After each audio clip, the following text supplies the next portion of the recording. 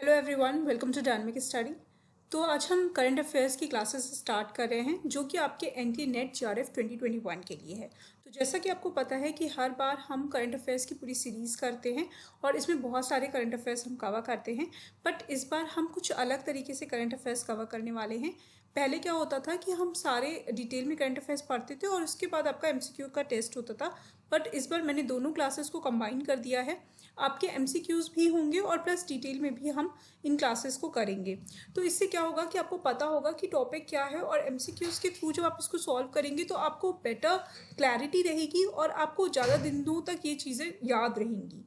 तो आज का जो हमारा टॉपिक है वो है the digital ocean application, Indian Ocean Rim Association, international day of epidemic preparedness.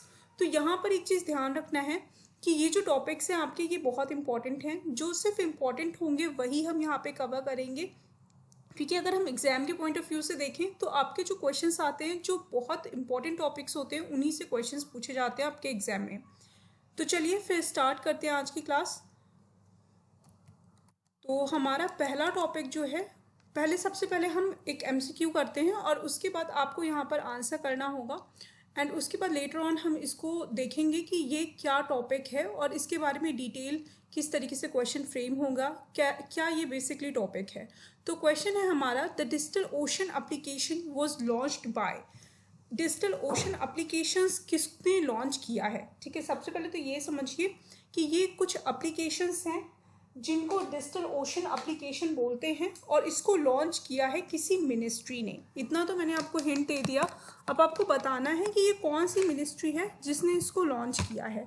तो ऑप्शंस आप देख सकते हैं। ऑप्शंस में आपका है ministry of earth sciences, ministry of environment, forest and climate change, ministry of environment and option D है आपका नन ऑफ दीज। तो इसमें अगर हम देखें तो राइट आंसर जल्दी से बता दीजिए क्या होगा। तो आप आई होप आपने आंसर कर दिया होगा, वीडियो को पॉज करके भी आंसर कर सकते हैं। तो राइट आंसर है आपका option A, that is ministry of earth sciences. Ministry of earth sciences ने डिजिटल ओशन एप्लीकेशन लॉन्च किया है।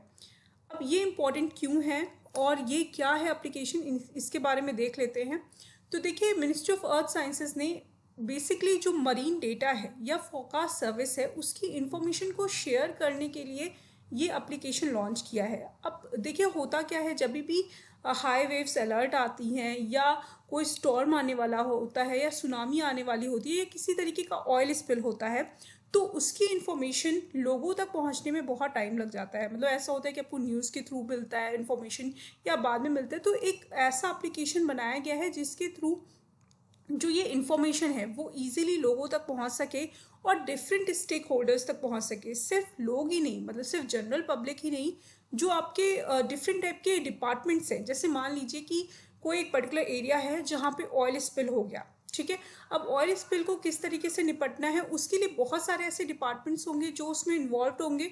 तो उन डिपार्टमेंट्स तक सही इन्फॉर्मेशन किस तरीके से पहुंचे, किस तरीके से वो सारे डिपार्टमेंट्स आपस में कम्युनिकेट करें, किस तरीके से इसका एक प्रॉपर डेटाबेस बनाया जाए, इसके लिए ही डिजिटल ओशन एप्लीकेशंस को प्रिपेयर किया गया है। ये बहुत इंपॉर्टेंट है। ये अपने आप में पहला ऐसा एप्लीकेशन है जो कि इंडिया में बनाया गया है और इंडिया का ये पहला ऐसा एप्लीकेशन है। तो ये जो प्लेटफॉर्म है ये अगेन डिजिटल इंडिया प्रोग्राम में ही आता है आपका। मतलब जो डिजिटल इंडिया प्रोग्राम का एक विजन है उसमें ये अगेन कंट्रीब्यूट करेगा और ये अपने आप में पहला ऐसा प्लेटफॉर्म है जो कि ओशन डेटा मैनेजमेंट के फील्ड में है। मतलब ओशन से रिलेटेड कितने भी आपके डेटा हों, जो भी डेटा है, चाहे वो किसी तरीके से क्लैमिटी से रिलेटेड हो या किसी और तरीके की एडवाइजरी सर्विसेज से रिलेटेड हो, ये सारी चीज़ें यहाँ पर डेटा मैनेजमेंट होगा। जैसे आपने सुना होगा कि कहीं पे हाई टाइड है तो उसकी वजह से जो फिशरमैन हैं उनको मना कर दिया गया कि आपको, जो मछुआरे हैं उनको मना कर दिया गया कि आपको समुद्र में नहीं जाना है। तो उनको किस तरीके से मैनेज करना है, इस तरीके की जो सर्विसेज है उनको किस तरीके से मैनेज करना है, या अगर वहाँ पे कोई चला गया हाई टाइड में और प्रॉब्लमेटिक सिचुएशन आ गई तो वहाँ पर कैसे उनको बेटर तरीके से रेस्क्यू करना है। ये सारी चीज़ें, ये सारा एक आप कह सकते हैं कि जो नेटवर्क होगा ये पूरा इसमें डिजिटल ओशन एप्लीकेशन में रहेगा।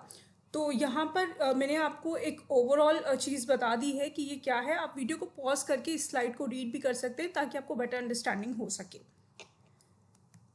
तो अब हम बात करेंगे अपनी नेक्स्ट टॉपिक के बारे में, और पहले इस पे क्वेश्चन कर लेते हैं। तो आपका क्वेश्चन है, IORA become the member of United Nations general assembly in year. तो IORA कब यूनाइटेड नेशन जनरल असेंबली का मेंबर बना था, ये आपका क्वेश्चन है। क्वेश्चन अच्छे से रीड कर लीजिए। ऑप्शंस आपके 2014, 2015, 2020 एंड 2021।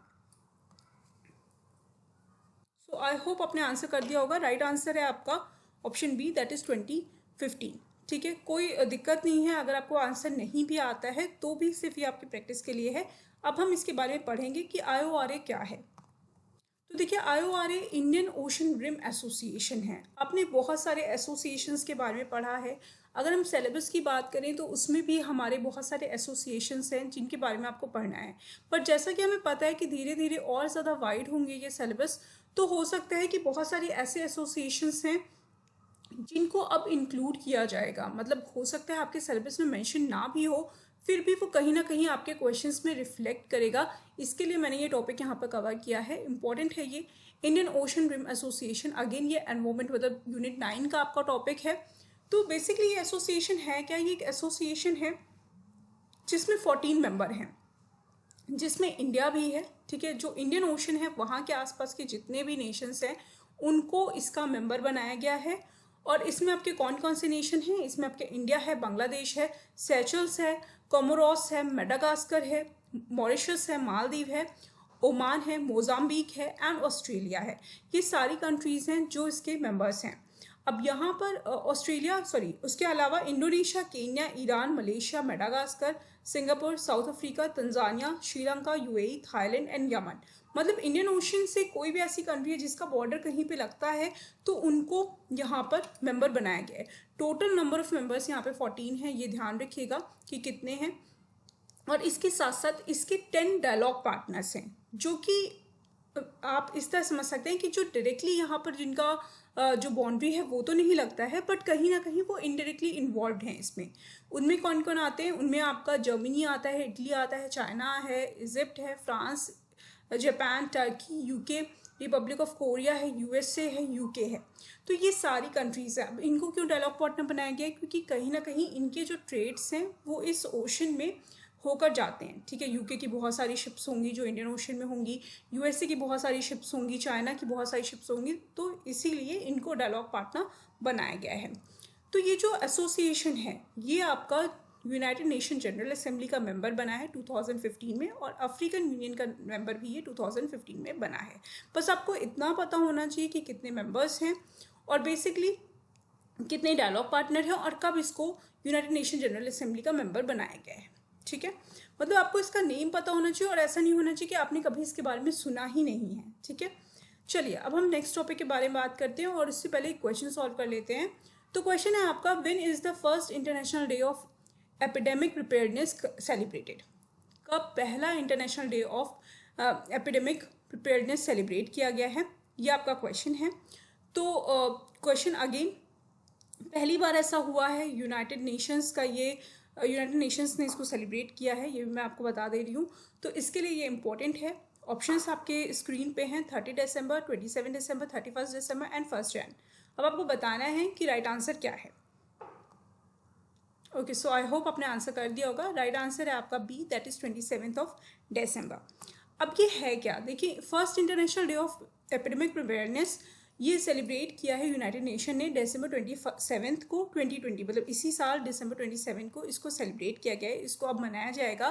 तो इसमें ये देखा गया है, इसको इसलिए मनाने का जो रीज़न है वो ये है कि कितना ज़्यादा हम प्रिपेयर हैं किसी भी एपिडेमिक को लेकर, कोई भी महामारी के लिए हम कितने ज़्यादा प्रिपेयर हैं, इसको लेकर इसको सेलिब्रेट किया गया है। ठीक है, इस रीज़न के लिए, क्योंकि अभी हमें पता है कि जो एपिडेमिक आया था पूरे वर्ल्ड पे या चल रहा है, उसको लेकर कितना ज़्यादा, अगर ऐसा आगे भी होता है तो उसके लिए लोग कितना ज़्यादा प्रिपेयर होंगे, इस चीज़ के अवेयरनेस के लिए इस डे को सेलिब्रेट किया गया है।